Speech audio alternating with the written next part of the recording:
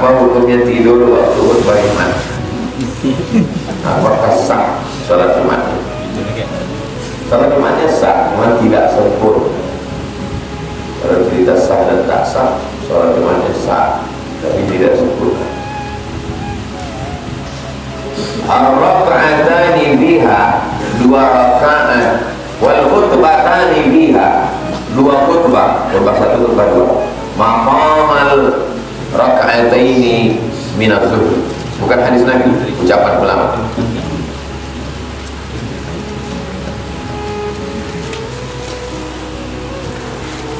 Saya musafir hari Jumat. Oke. Saya musafir hari Jumat, berangkat dari Depok Panjang jam 11. Tujuan Bakat Jaya. Kemudian sampai di Minas jam 12.30. Sampai di Minas. Tinggal di Masjid Al-Fatah. Jumpa Ustaz Darul. Nah, itu sholat Jumat. Lalu kemudian saya sholat Jumat, habis itu diajak sama orang jamak qasar, jamak takdim sholat. Nyambung tak ini? Saya sholat Jumat di mana? Datang mana-mana diajak, Ustaz musafir, ya. Ayo kita jamak qasar, jamak takdim sholat asar. Pertanyaan, bolehkah asar itu dijamak qasar dengan sunnah? Mazhab Maliki tidak boleh. Mazhab Hambali tidak boleh. Mazhab Hambali tidak boleh. Kenapa? Karena sholat Jumat adalah ibadah independen berdiri sendiri. Yang ada itu jamak qasar, zuhur dengan asar, maghrib dengan isya. Tak ada Jumat dengan asar. Nanti kalau ada orang bilang aku tak mau, berarti dia mazhabnya Hambali. Karena menurut dia sholat Jumat ini bukan zuhur. Sedangkan mazhab Syafi'i bisa di jamak qasar, jamak takdim asar itu ke Jumat. Kenapa? Karena sholat Jumat itu mengganti sholat zuhur. Zuhur berapa rakaat? 4. Jumat berapa rakaat? 2. Kemana pergi yang 2 rakaat lagi? Bila dia kalimat wal khutbatani biha, 2 khutbah. 2 khutbah, khutbah 1, khutbah 2. Maqamar raka'ataini minaz zuhur. Sama dengan 2 rakaat. Jadi menurut mazhab Syafi'i, orang yang tidur waktu khutbah Jumat sama dengan 2 rakaat tidur. Tidur. Itu juga dalil, bukan nanti pendapat Imam Nawawi.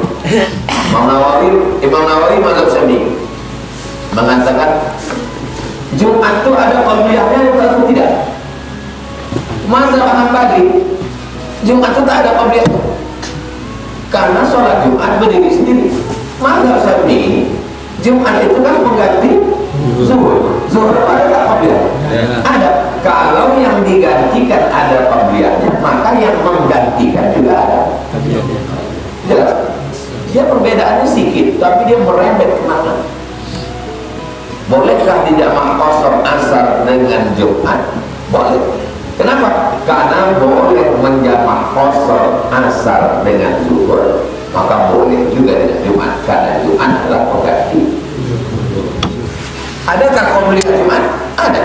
Kalau zuhur ada qabliyahnya, maka Jumat juga ada, karena Jumat adalah pengganti. Jadi kalau kita tengok ada perbedaan pada furuh, pada cabang-cabang, tengok usul dasar perbedaan. Dasar menyebabkan perbedaan itu adalah melihat sholat Jumat itu apakah dia sholat yang berdiri sendiri atau dia adalah pengganti dari sholat yang qom.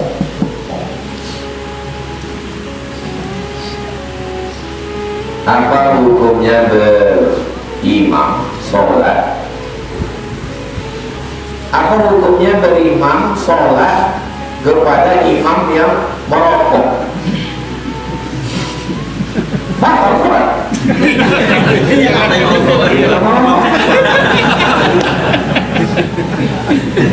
Mana yang masih mau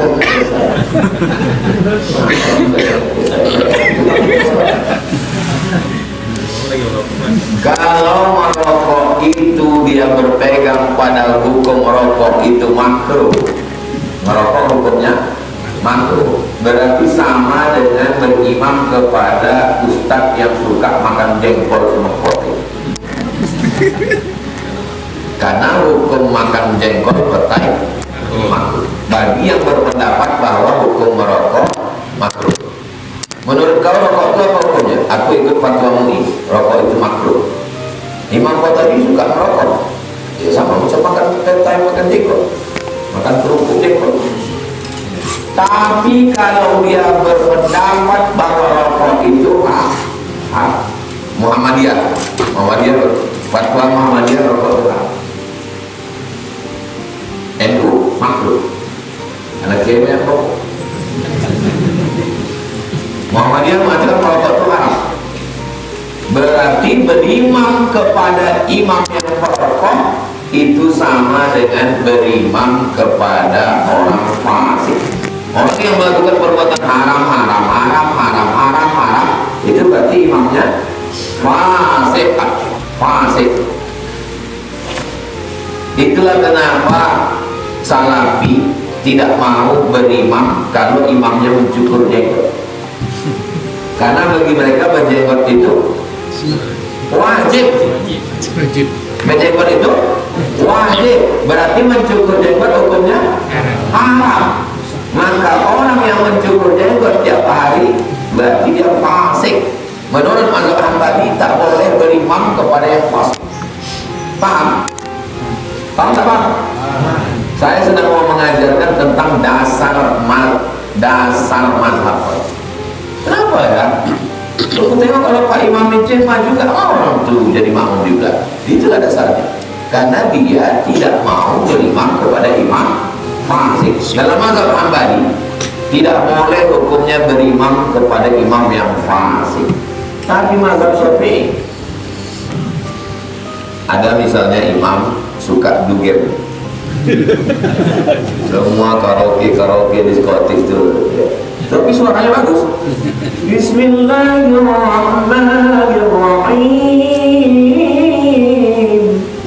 Terus satu di belakang dia. Kalau mazhab Hambali tidak, karena tidak boleh berimam kepada imam fasik. Tapi kalau mazhab Syafi'i, laka wa alaihi, pahala sholat berjamaah kau dapat, masalah fasik dia urusan.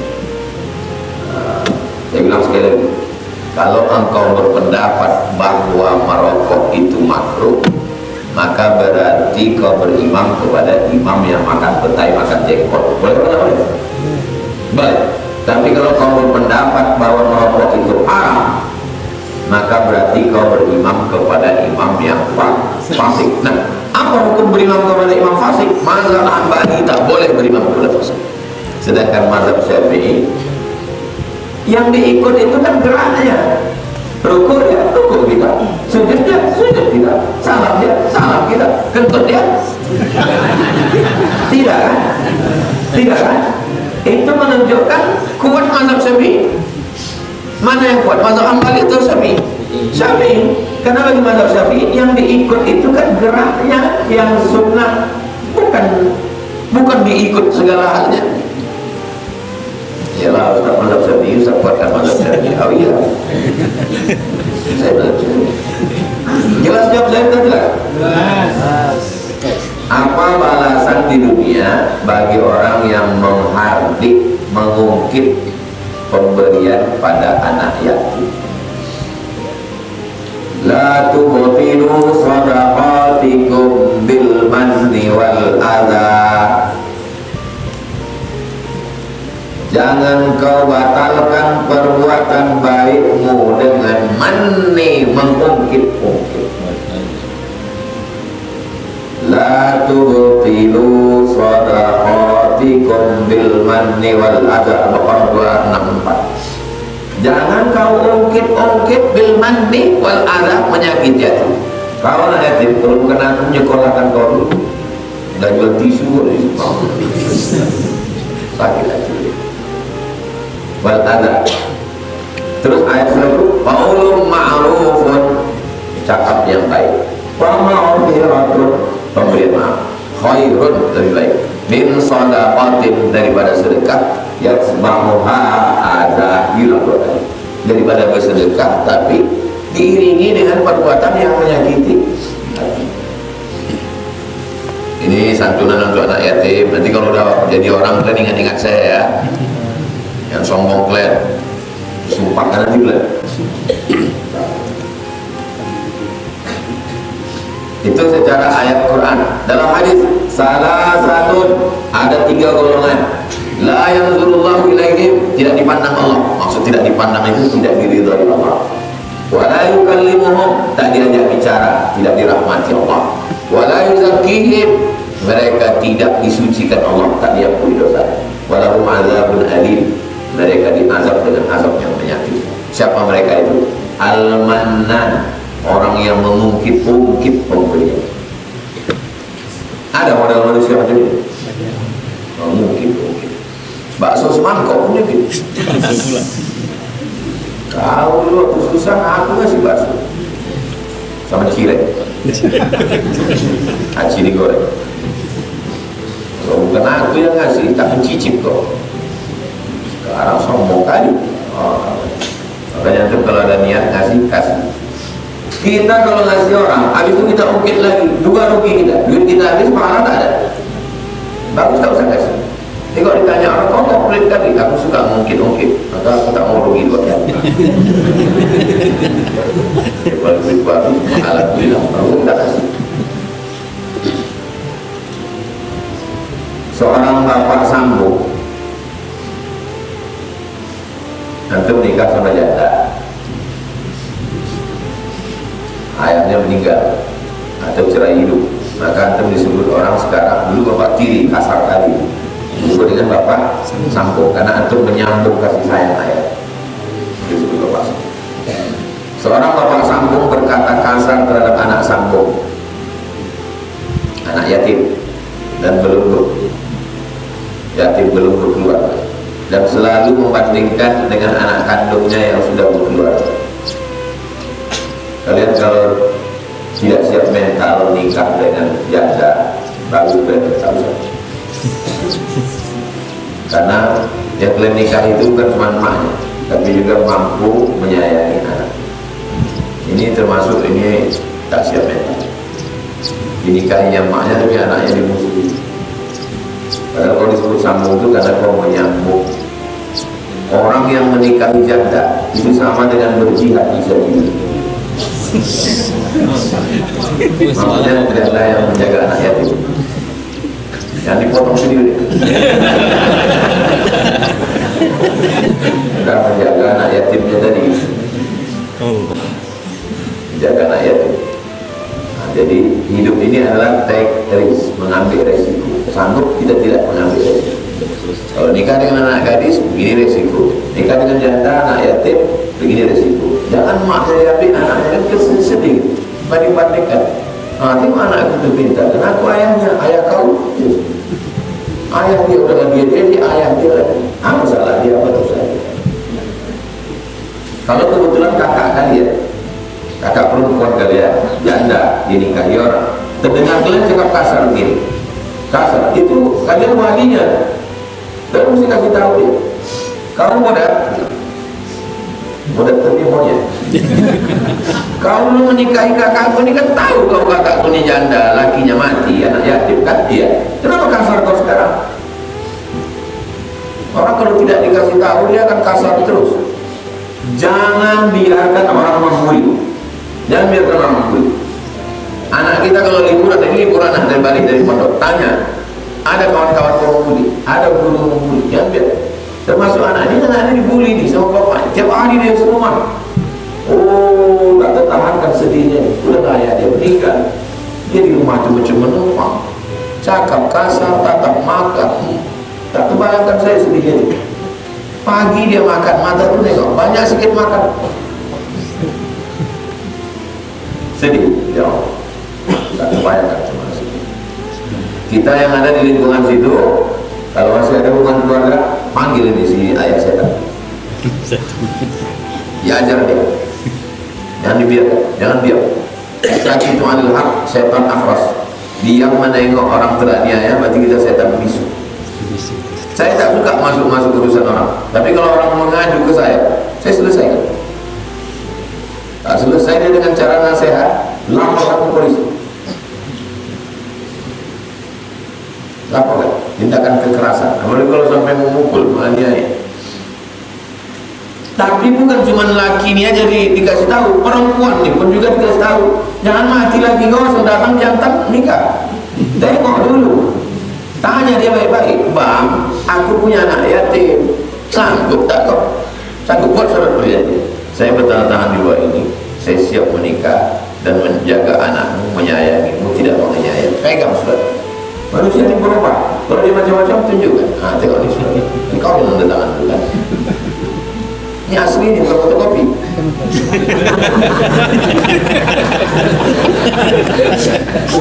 Jangan hilang yang asli itu. Susah mungkin. Bagaimana seandainya kita tidak tahu tentang keluarga ini? Yang kita urus itu, kita hidup tinggi. Biar saya kasih tahu cara berpikir ya.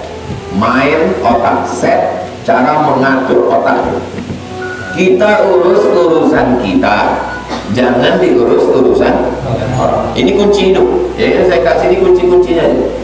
Urus urusan kita, jangan urus urusan orang. Kalau mau tenang. Nah, yang kedua, lakukan yang bisa kita buat, yang kita tahu. Yang tak tahu saja dicari. Bagaimana kalau kita tak tahu keluarga ibu kita? Macam mana mencari orang kita tak tahu? Tak tahu kita. Misalnya mak kita ini sebatang kara. Pas kita buka KTP-nya binti kardus. Rupanya dia pun dicampakkan dalam kardus di depan rumah imam pagi-pagi. Terus kita setengah mati pula mau mencari. Mana jumpa kita? Sedang orang tuanya dulu tak dapat. Jadi kita urus ada yang bisa kita urus. Apa yang bisa kita lakukan kalau emak kita itu tak tahu kita keluarganya? Kita undang anak yatim, bagi kita kebahagiaan, kita sekolahkan, buatkan sumur bor, bebaskan tanah, bangunkan masjid, sedekah, zikir, doa. Ini sibuk lah mencari. Saya sedang mencari keluarga ibu saya juga. Sedang ibu pun tak tahu, siapa pun tak tahu. Berapa kali saya browsing di internet. Cuma mencari dia. Jadi kita ini cara berpikir ini mesti dulu. Urus aja yang bisa kita urus, lakukan yang bisa kita lakukan. Yang tak bisa, tak usah. La yukallifullahu nafsan illa wus'aha. Terakhir, kami sekeluarga minta doa bersama jamaah. Doanya untuk keluarga kami yang tinggal dalam 1 bulan belakang. Kami sekeluarga ditinggalkan, diberi ketabahan. Semoga mak dan nenek kami dilapangkan kuburnya di tempat yang disegani, dan kami anaknya diberi ketabahan di jalannya. Semoga kami anaknya yang lagi kuliah dimudahkan kuliahnya dan dilancarkan sampai wisuda. Almarhumah Hadiati, almarhumah Asminda.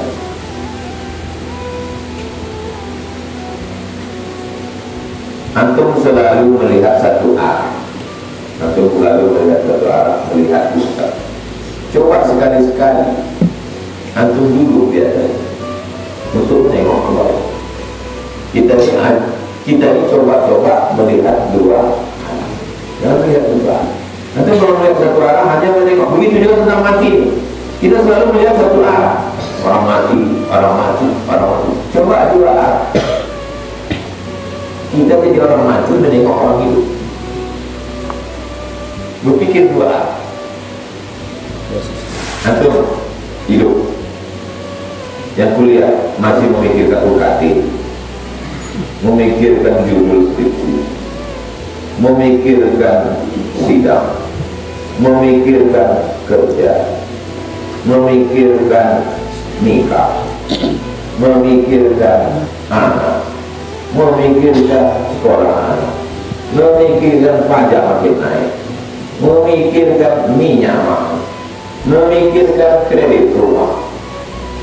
Orang mati istirahat. Jadi sebetulnya yang berat ini hidup orang mati.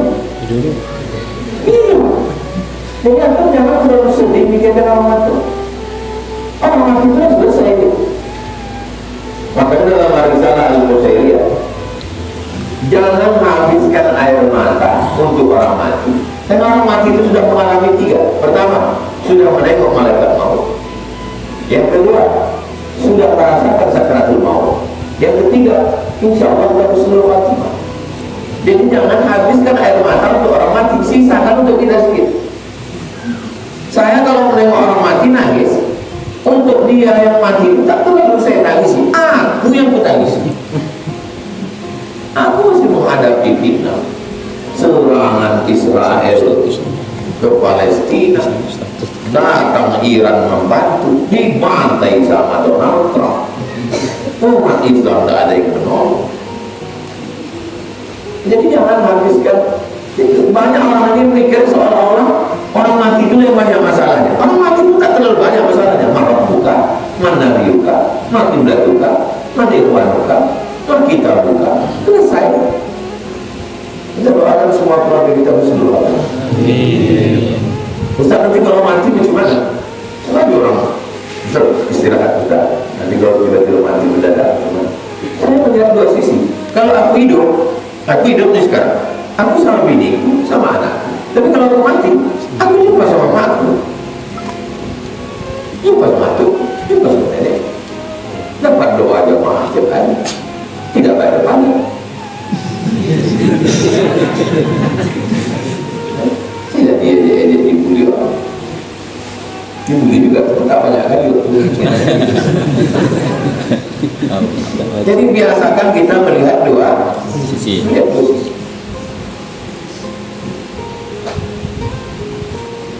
Gimana kita bisa melihat 2 sisi? Kita kan belum pernah mati, Pak Ustaz. Baca buku tentang mati, ensiklopedia buku terlengkap tentang mati 2. Yang pertama kitab At-Tazkirah, ditulis oleh Imam Al-Qurtubi, sudah terjemah Indonesia, Al-Tazkirah. Yang kedua ditulis oleh Imam Ibnu Qayyim Al-Jauziyah, judul kitabnya Ar-Ruh, sudah terjemahkan bahasa Indonesia, Roh. Baca tentang cerita orang mati. Orang mati itu ternyata nikmat sekali. Saya minta orang tua, kamu saya baca. Orang mati masuk ke surga, dibawa malaikat dalam paluh bulu warna hijau, terbang ke sana, terbang ke sini, terbang ke sana, terbang ke sini, menunggu hari kiamat. Kita yang orang panting sini. Jadi kita pulang menangis. Kan sedih kan gitu. Bukan saya mau ngejek orang lain, saya masih menangis, mak saya meninggal, ayah saya menangis. Tapi maksud saya jangan larut dalam kesedihan. Seakan-akan mereka yang menderita, kita yang bahagia. Tidak, mereka lebih bahagia dari saya. Jadi tenang ya. Ada anak yang menangisi orang tuanya. Oh, sedih kali itu. Kalau boleh lama itu jawab. Justru setelah aku mati dia jauh dari kau, agak tenang aku sedikit. Dulu aku suruh masuk motor, ada aja kau minta duit, minta ini, tak punya motor, minta pinjamkan motor tetangga, tak mau atau ditinju pula. Jadi di Bekasi tak punya motor, miskin dia susah. Bukannya disenangkannya emaknya itu dengan membelikan motor, disuruhnya anak pinjam motor tetangga, minta duit 30.000, tak kan? Nasib baik dia di penjara jauh. Seandainya di Polda itu, saya jumpai itu. Kasih kan sekali banyak. Parah dia. Orang yang kurang ajar itu mesti kita kasih aja. Nanti kalau ada orang kurang ajar sama itu, ajar dia. Dia tak diajar ayahnya, tak diajar emaknya, tak siapa yang merugikan kita. Kita lagi juga. Yang serahkan sama Allah. Sudah banyak kali tugas Allah. Harus pilih mandiri. Sebenarnya kalau butuh balasan darimu bisa ya Allah, tapi lebih baik laksanakan di sini. Malah aku ini untuk yang baik-baik dalam pasti.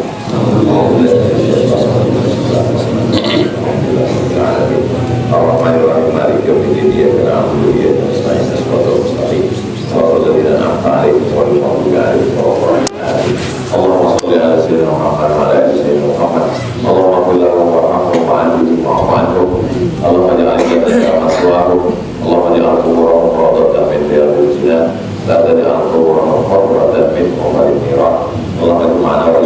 ma'al habibul mustafa bijaddati al-ula la tada'ala lapan illa wa fanta ampurkan dosa-dosa kami ya Allah wa la dainan illa qadaita tolong kami lepas dari utang riba wa la maridah illa syafaita saudara kami yang sakit angkat penyakitnya wa la mayyitan illa rahimtah yang sudah meninggal dunia lapangkan kuburnya wa la mumtahinan illa najatah yang ujian berikan kelulusan dengan nilai terbaik la hajatan min hawai dunia wal akhirah segala hajat dunia hajat akhirat laka ridha wa lana fiha shalah baik bagi kami dan engkau ridha illa qadaita wa yassarta ya rabbal alamin Allahumma faqihna fid din wa 'allimna at-ta'wil ajarkan kami pemahaman yang benar pemahaman Islam wa ja'alna minal rasyidin jadikan kami orang yang lurus kata lurus berhati lurus